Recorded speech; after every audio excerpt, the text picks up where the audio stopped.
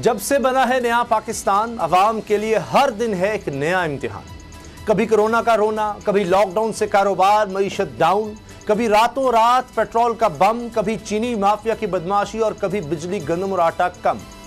जहां हो इतने गम, वहां होना तो यह चाहिए था कि क्या हुकूमत और क्या ऑपोजिशन सारे मिलकर अवाम की मुश्किलात करते कम। लेकिन बकौल शायर, और भी गम है ज़माने में मोहब्बत के मिस्ताक। अवाम की मोहब्बत का दम भरने वालों के नज़दीक सियासत खेलने का भी यही है सबसे मौजू तरीन मौसम। अवाम के लिए खुशखबरी यह है कि वज़ीर-ए-आज़म इमरान खान ने ईद के बाद टाइगर फोर्स डे मनाने का फैसला किया है। अवाम महवे हैरत है कि क्या यह दिन मनाने से उनकी सारी मुश्किलात खत्म हो जाएंगी। ऑपोजिशन वाले भी पूछ रहे हैं कि ये टाइगर फोर्स कहां पाई जाती है, इसने ऐसा कौन सा कारनामा अंजाम दिया है कि जो इसका दिन मनाने का फैसला किया गया है। दूसरी तरफ ऑपोजिशन भी ईद के बाद हुकूमत के खिलाफ महाज गर्म करने की तैयारियों में है। आज मुस्लिम लीग नून और पीपल्स पार्टी ने अपनी प्यार कहानी का नया बाब लिखने की कोशिश की।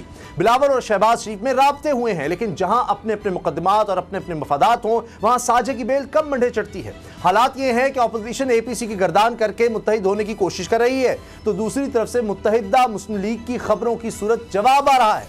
लेकिन सबसे तल्ख सवाल है वजीर आजम का। इमरान खान की ज़ात को सामना है सबसे तल्ख सवाल का। बैरून मुल्क असासाजात और दोहरी शहरियत रखने वाले मुआविनीन खुसूसी वज़ीर आज़म के लिए मुसीबत बन गए हैं, क्योंकि जब इमरान खान अपोजिशन में थे तो दोहरी शहरियत वालों के ओहदों और बैरून मुल्क असासाजात को कारोबार, गैर कानूनी, आइन शिकनी और जाने क्या क्या करार देकर हुकूमत वक्त पर तनकीद किया करते थे। लेकिन अब जाने वो कौन सी मजबूरियाँ हैं जो वो खुद ये काम करने पर तुले बैठे। सब नज़रें अब उनकी तरफ लगी हैं कि मामला खुलने पर वो मुआमले खुसूसी बदलते हैं या कानून। वज़ीर आला पंजाब उस्मान बुज़दार को तो उन्होंने शदीद तनकीद के बाद भी बदलना गवारा नहीं किया, जो आटा बहरान पर काबू पाने में बुरी तरह नाकाम रहे हैं। और अब गंदम बहरान ने भी सर उठा लिया है। सितम मुलाहिजा फरमाएं कि गंदम की सरकारी कीमत 1400 रुपये फी मन है। 1400 रुपये ये सरकारी है, आपको मिलेगी नहीं, इसलिए आपने ढूंढने की कोशिश नहीं करनी। और कटाई के सिर्फ महीने बाद ही नायाब हो चुकी है गंदम। 2300 रुपये ब्लैक में बिक रही है। ये नाकामी किसकी है, इसकी सज़ा आवाम को कब तक भुगतना पड़ेगी, आज इसी पर सबसे पहले बात करेंगे बाबर डोगर साहब से। बाबर डोगर साहब ने कुछ खबरें दी थी हाल ही में, वो तमाम सच होती नजर आई, उन पर भी कोशिश करेंगे, बात करेंगे। बाबर डोगर साहब, ये कहाँ से शुरू करूँ, ये मुआवने खुसूसी से, ये आटा बहरान से, या बुज़दार साहब का साथ देने से कि इमरान खान डटे हुए हैं कि नहीं ये तो बड़ी अच्छी कारकर्दगी गंदम से बहरानी कंट्रोल हुआ। उसामा साहब, सबसे पहले मुआवनीन खुसूसी जो है, इस पर बात स्टार्ट कर देते हैं। इमरान खान साहब के इलेक्शन से पहले के उनकी जो मुहिम थी, जो उनकी कैंपेन थी, उसमें जो बार बार चीज़ आ रही थी वो ये थी कि जी वो डुअल नेशनल, वो फॉरेन नेशनल जो मुसल्लत किए गए हैं, नवाज शरीफ का हुकामा, उसके बाद ख्वाजा आसिफ का कामा। इवन पिछले असम्बली के इजलास में भी उन्होंने ख्वाजा आसिफ के कामे को टारगेट किया जी।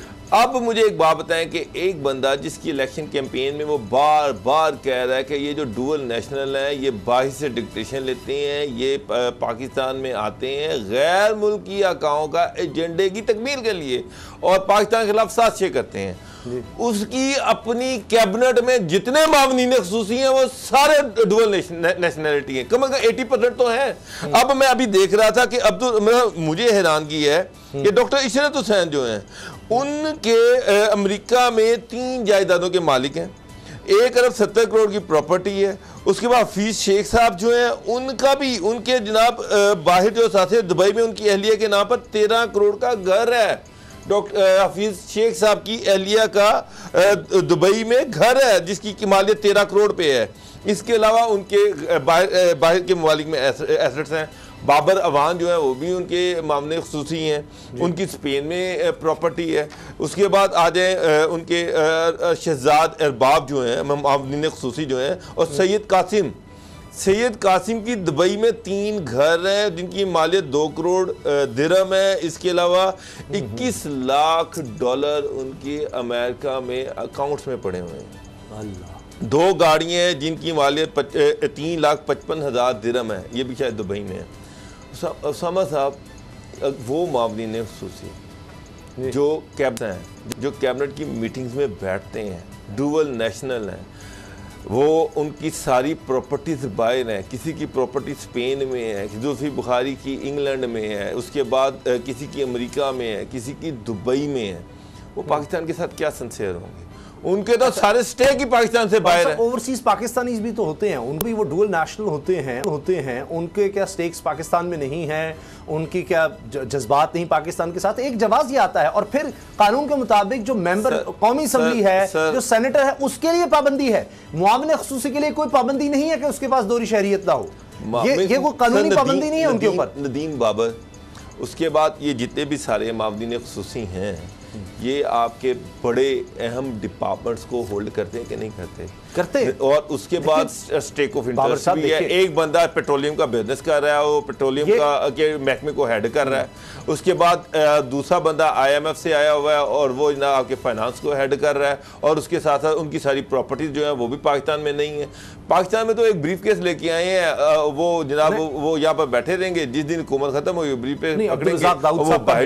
तो यही है ना। अब बाहर से आप एक्सपर्ट भी तो बुलाते हैं, शौकत अजीज को भी तो बुलाया गया था, इस तरह बहुत से हमारी तारीख में साहब तो मुल्क का बेड़ा गर्क भी तो इसीलिए हुआ है। शौकत अजीज कहाँ है? उसने 5 साल प्राइम मिनिस्टर रहा, मुल्क का बेड़ा गर्क किया, तबाह किया, और उसके बाद वो जनाब बाहर चला गया। जरूरत नहीं है उसको वापस बुला सके।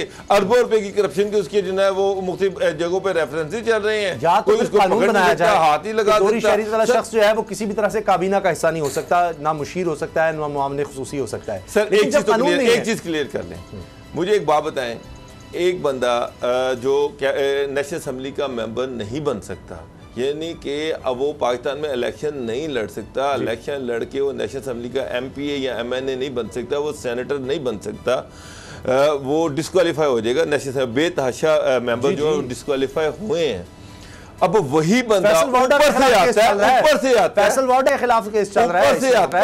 है, सर ऊपर से आता है और आकर आपकी कैबिनेट का हिस्सा बन जाता है, और उसके बाद इवन नेशनल सिक्योरिटी के जो इजलास हैं उनमें हिस्सा लेता है, कैबिनेट की डिसीजन मेकिंग को इन्फ्लुएंस करता है। हायर नहीं किए जाते मुआविन खुसूसी वज़ीर आज़म को, इसीलिए है कि वो किसी खास शोबे पर उनको उनकी मुआवनत करे। कोई वज़ीर आज़म कोई हर चीज़ का एक्सपर्ट तो नहीं होता, तो उसने अगर कोई एक्सपर्ट लाना है, वो चाहे सेहत के बारे में है, चाहे वो माहौलियात के बारे में है, वो मियाँ असलम अमीन साहब गालिब उनका नाम, वो लोग हैं, दीगर लोग हैं। जुल्फिकार बुखारी साहब की क्या स्पेशलिटी है? वो इसलिए कि उनके बड़े ताल्लुकात हैं दीगर ममालिक में, उसका क्या फायदा है? ओवरसीज के साथ बड़े ताल्लुकात हैं, क्या फायदा? वो बड़ी इन्वेस्टमेंट ला सकते हैं। शायद साहब जो है उनकी सारी प्रॉपर्टी बाहर है, वो हमें क्या फायदा पहुंचा रहे हैं? फिर उनके जो इंफॉर्मेशन के मामले में आपने सेहत के लिए नहीं सब मुझे बताया, इंफॉर्मेशन आपने सेहत की इन्वेस्टमेंट बाहर से करवानी है, आपने सेहत बाहर से इन्वेस्टमेंट करवानी है, तो बाहर जो अमीर लोग बैठे हैं उन्हीं से करवाएंगे ना आप। मुल्क में आकर बाहर से वही इन्वेस्ट करेंगे कि यहाँ पर रिजॉर्ट्स, होटल्स और इस तरह की जगह बनाए, तफरीह गाहें बनाएंगे कि वो आप आए यहाँ इन्वेस्ट करें पैसे। चले मैं आपकी बात को समझ गया हूँ।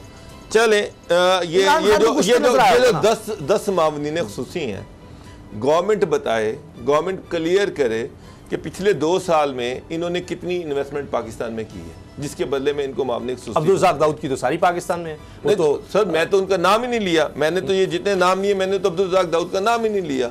मैंने तो जिनके नाम लिए हैं, डॉक्टर इशरत हुसैन है, नदीम बाबर है, जो भी आ रहे हैं, जुल्फिकार बुखारी हैं, ये शहजाद अरबाब साहब हैं, सैयद कासिम साहब हैं, मैं तो इनके नाम ले रहा हूँ। वो जो क्या इन्फॉर्मेशन के जो मशीर हैं, जो ट्वीट करते रहते हैं, शहबाज गिल साहब हैं, मैं तो इनको कह रहा हूं कि इनकी क्या कंट्रीब्यूशन है पाकिस्तान के लिए, क्या कंट्रीब्यूट किया है। इमरान खान साहब के हक में वो कहेंगे कि हम वहां से लाखों रुपए की डॉलरों में छोड़कर पाकिस्तान आके सर्व कर रहे हैं। मैं तो वहां पढ़ा रहा था, शहबाज गिल साहब तो ये कहेंगे मैं तो वहां पढ़ा रहा था, वहां की शहरियत ले सकता था। मैं तो हमारे ऊपर क्या एहसान किया है? अगर कोई एक्सपर्ट है, अगर कोई बहुत बड़ा वहां पे डॉक्टर है, अगर कोई वो बहुत बड़ा हम ये कहते हैं कि यहाँ से पाकिस्तानी हॉस्पिटल का ग्रेट ब्रेन्स हैं वो बाहर जा रहे हैं, वहाँ इंजीनियर डॉक्टर्स हमारे जो थे एक्सपर्ट, अमेरिका ये मुल्क इसी ऊपर चलेंगे। आज हम वहाँ के लोगों को अगर वहाँ पर उनको हायर किया गया था, अब आप देखें हफीज शेख साहब एक लायक आदमी है, अगर वहाँ पर उन लोगों को हायर किया गया है, ये हमारे जो जफर मिर्जा साहब हैं ये मुशीर सेहत हैं, ये WHO दीगर ऑर्गेनाइजेशन में काम कर चुके हैं, इसका मतलब है कैलिबर है।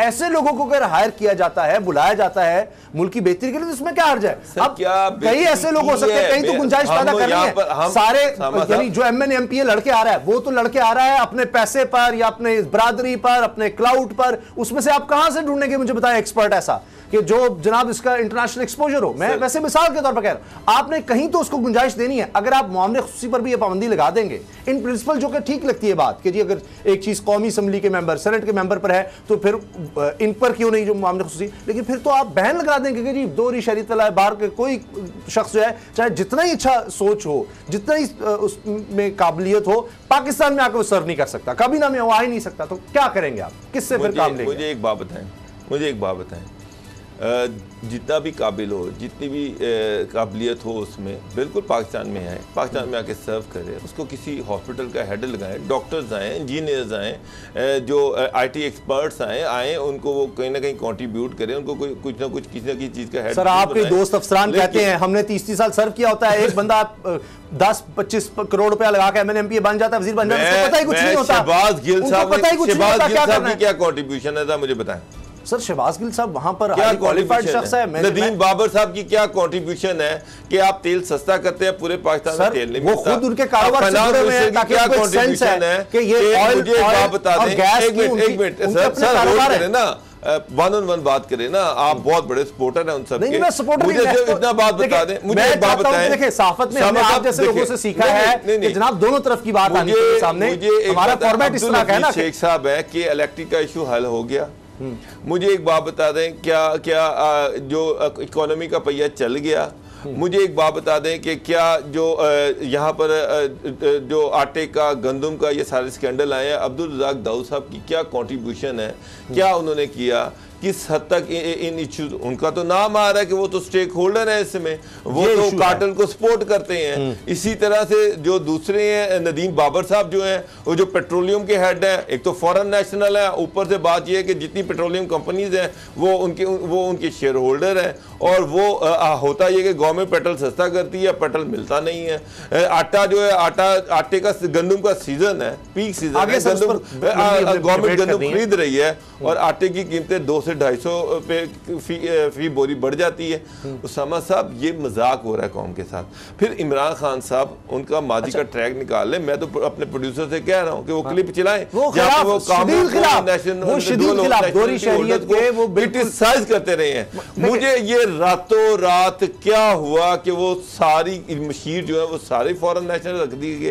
फिर जुल्फी बुखारी साहब ने कितनी की इन्वेस्टमेंट करवाई है, ओवरसीज पाकिस्तानी के कितने के मसले हल किए। हाँ, सब्सक्राइब करें और बेल दबाएं ताकि कोई खबर रह न जाए।